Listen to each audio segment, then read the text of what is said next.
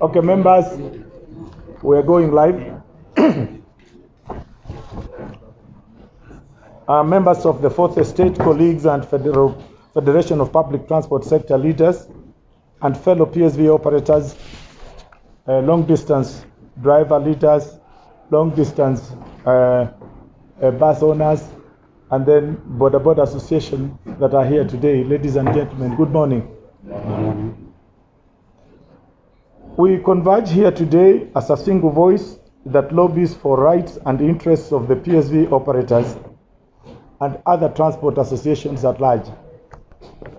FPTAs is an apex lobby group registered under the Association of Societies Act 108 in 2018 to represent and propagate rights and interests of public transport vehicle owners and operators, that is SACCOs and companies in Kenya.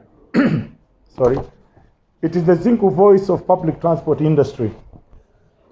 As you may be aware, NTSA, in collaboration with various government agencies, has been undertaking a rapid results initiative on the roads to enforce on the road traffic enforcement to increase compliance with the provision of the Traffic Act and PSV regulations. The operation was meant to target all forms of non-compliance to Traffic Act and relevant regulations of modes of transport. Incidentally, the exercise seems to have targeted PSV mode of transport in Nairobi more than other modes and other vehicles anywhere else.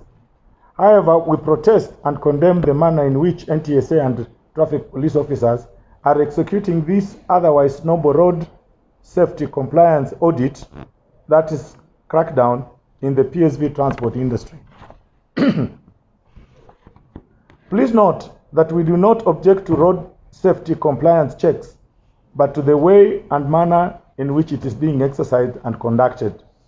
It is not civil, it is insensitive to social disadvantaged passengers, it is ill-timed given the political climate in the country. We abhor and detest this crackdown.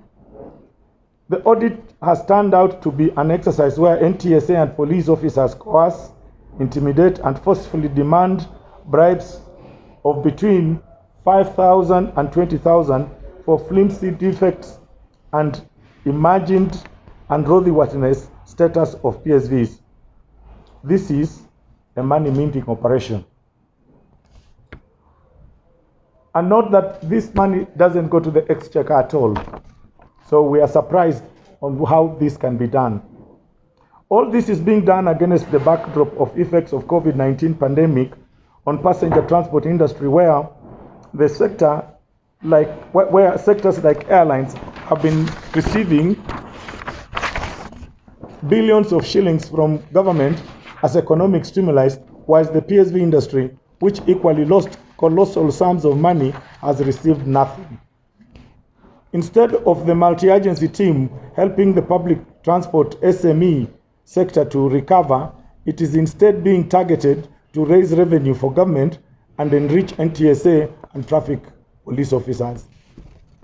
We are aware that the PSV mode of transport is not the leading contributor to the crashes in 2021 in Kenya. So why is the sector the one being singled out?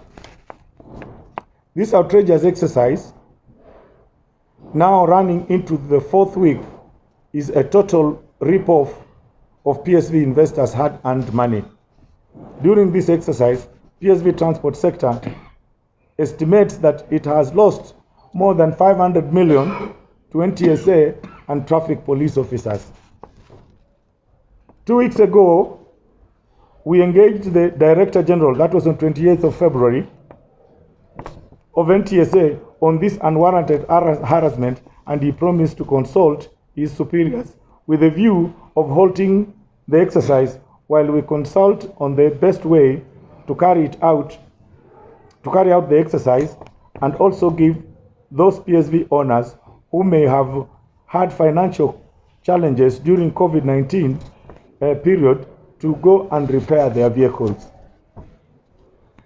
FPTS Secretariat has also engaged authorities in the Office of the President, where NTSA and National Police Service report, to halt this extortion, but the engagement has not borne any fruits. All in all, our cries and complaints have been ignored, thus leaving us with no option other than withdraw our vehicles to ensure compliance is done fairly and that there is no extortion.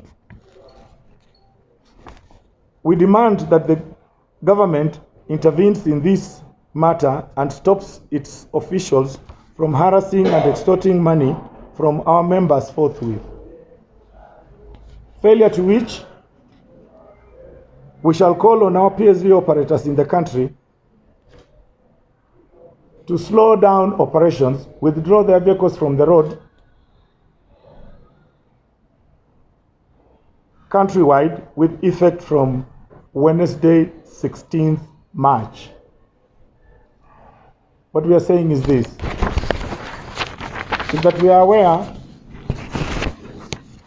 that we are losing money, and we are losing money to a team that is insensitive to our cries and our approach, our civil approach. To forestall this, I believe the government has an opportunity to engage us between today and Wednesday to chart a way forward. Failure to, we have no option but to ask our members to slow down on 16th. We'll ask our vehicles to come on the road, but all our vehicles will drive at snail speed to show our dissatisfaction, and I ask all the industry players to comply. Thank you very much.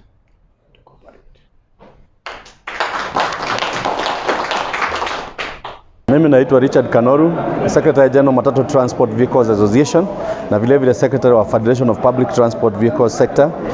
Na ile imetuleta hapa ni vile tumefinywa na NTSA na polisi, traffic police wanafanya crackdown ambayo haifai. Hii crackdown inakuja juu, wanasema gari haija comply. Badala washike ile inafaa kuwa ina makosa, wanashika gari na wanachukua pesa, extortion. Ndio tunataka i-commission. Na deposit tumesema kesho kutwa Wednesday, magari yote itakuwa na msongamano hapa nchini, ili NTSA na polisi waache kufanya hiyo kashma yanayoifanya kwa saa hizi. Sababu tumejaribu kuongea na serikali, hawasikii. Tumeenda kwa Director General, hasikii haya. Kwa hivyo sisi tunasema kama wana matatu wasimamishe, wasitishe hiyo msako, ama tuendelee